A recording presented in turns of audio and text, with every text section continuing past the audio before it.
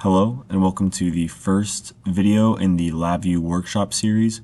For those of you that are here from the Propulsion Energy Research Laboratory, this will follow similar to the second or the first LabVIEW workshop, the second set of PowerPoint slides.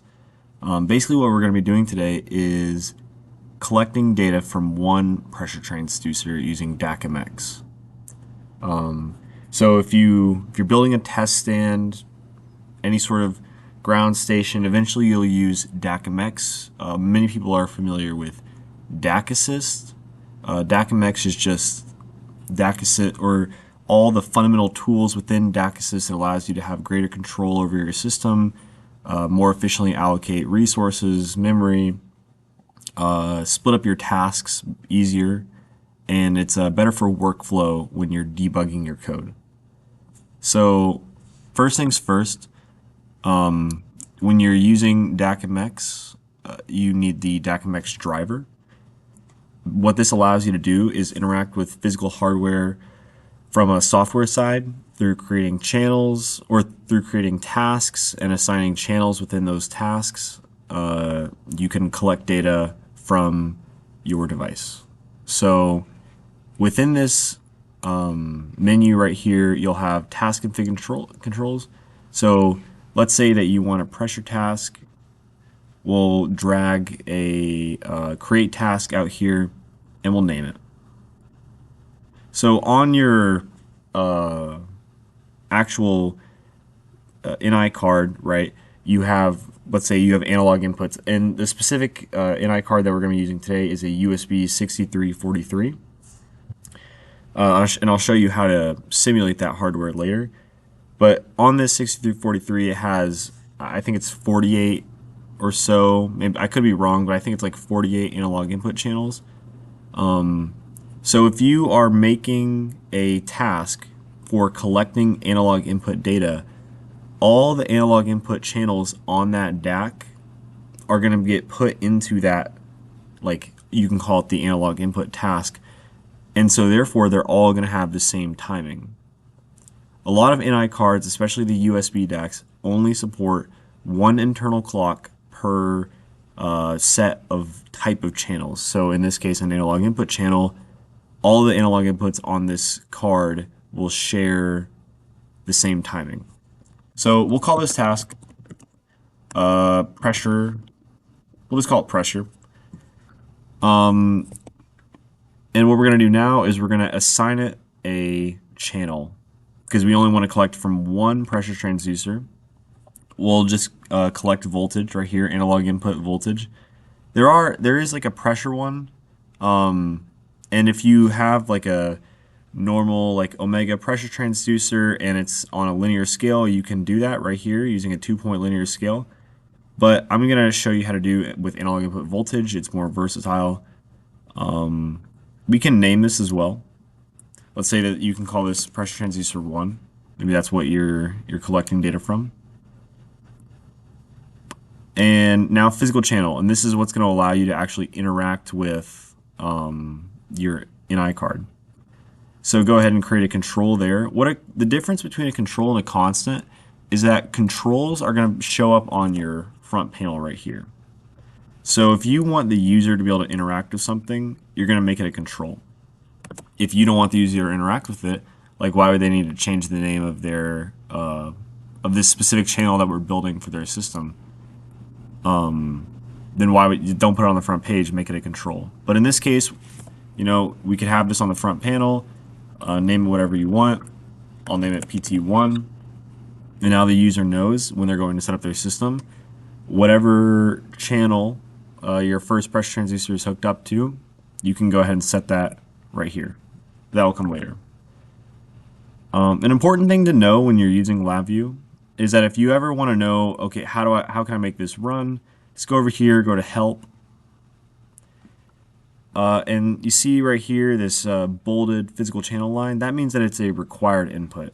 So we have the required input set, and so therefore we have no broken arrow in the top left corner. Right, so now we have our task created and we have a channel within that task. We need to set a timing. So we'll drag out the timing VI right here. And let's say that we're collecting pressure at 20 kilohertz.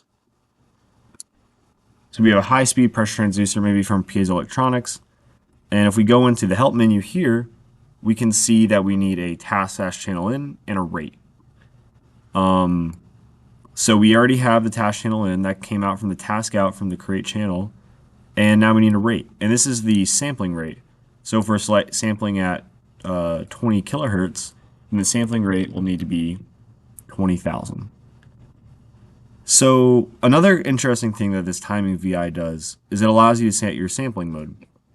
So let's say you were only running a test for 10 seconds, or you wanted to collect exactly the same amount of samples. Maybe you have some sort of MATLAB code that is going to be trunking your data in certain bytes, and you need to be very precise.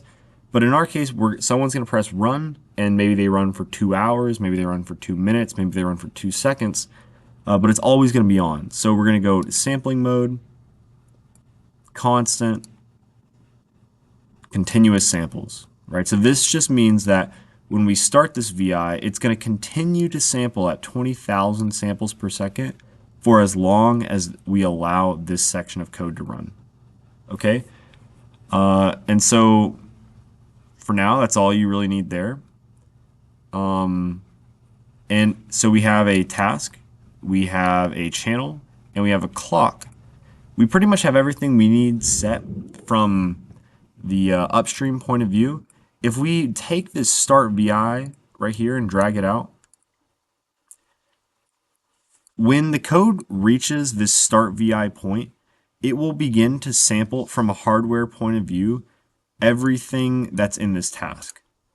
So what that means for us is, let's say that your DAQ has a sampling rate of maybe 400 kilosamples per second. If we had, 10 or 20, if we had 20 pressure transducers hooked up, then we would be reaching that from a physical hardware standpoint, we would be reaching that limit.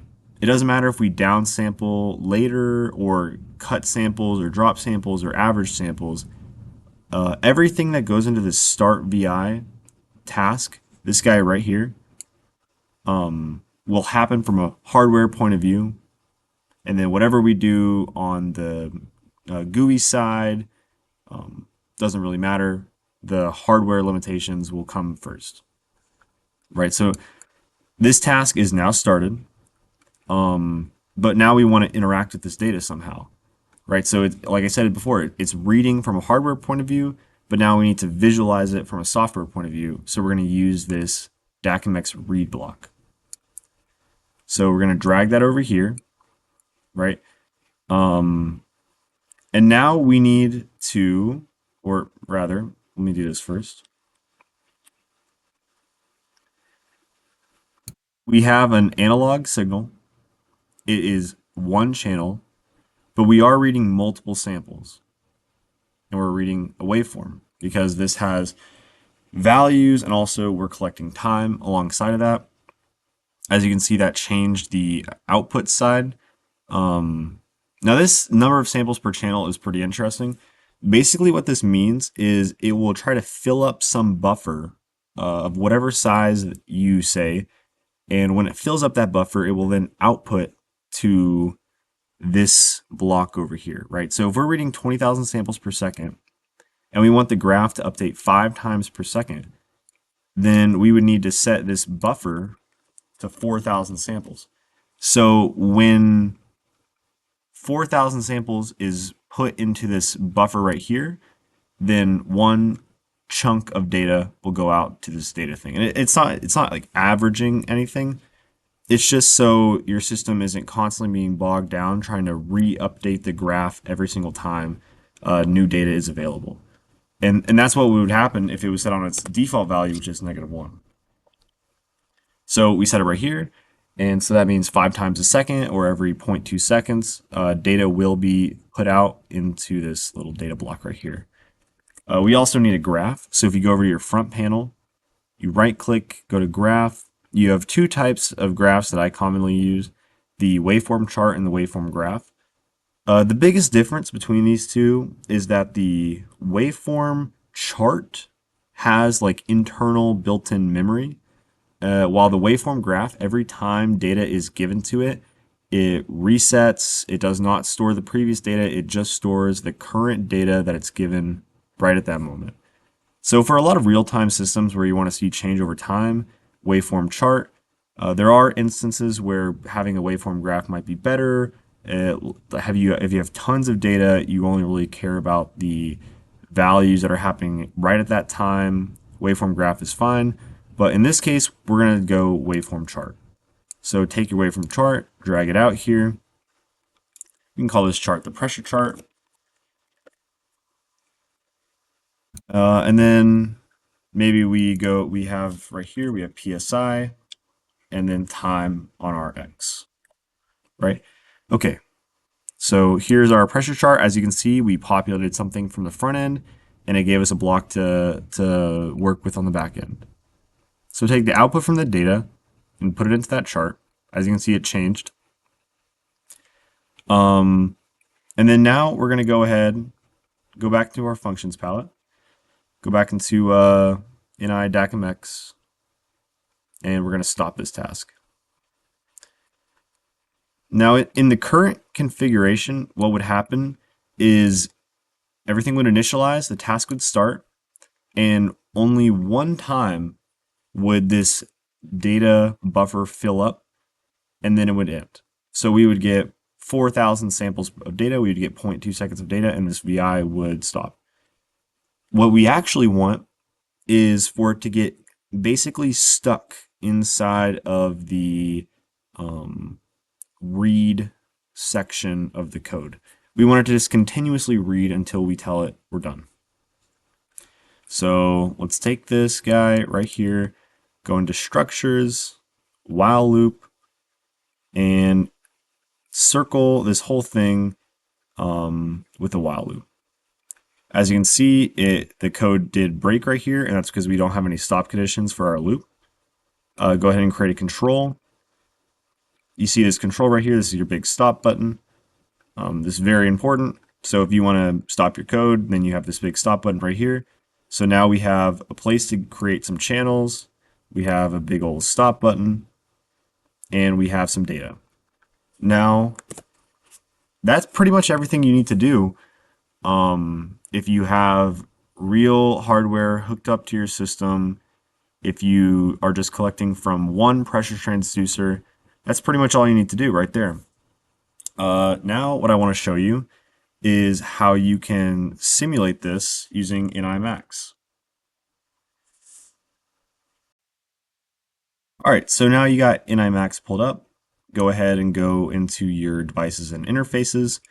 I'll just go ahead and create a new one right here. So you get this pulled up. You have simulated NI DAQmx device or modular instruments right there.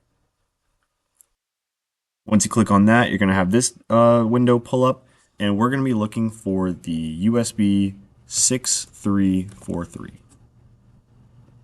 right there. So now we have the NI USB 6343 dev4. I already had one pulled up right here, but I wanted to show you how to do it again. So if you go back into your backs or your front screen, and we go into here, we go into browse, you're going to see dev4, and this one has 32, because including 0, 32 analog input channels. So we're just going to go ahead and choose AI0. So you have dev4 AI0, and I'll go ahead and save this. I'll save this save it in this folder, YouTube 1. And if you go ahead and run this, you'll see you have data populating right here. And just like that, you have successfully made your very first DAQmx data collection system. So this one was meant to be quick and short, but it's a good one to look back at as we get later on in the YouTube series where we're collecting data from multiple instruments and we're logging it. and using queued message handlers, but all that in due time. For now, I'm going to go ahead and end this video. Expect the next one to go over how to collect data from multiple sensors at the same time. That's multiple on the same graph, populating with a series of single values, or collecting on multiple graphs and stopping those all in real time. But thank you so much for watching. This is Corbin Gustafson, and I'll see you in the next one.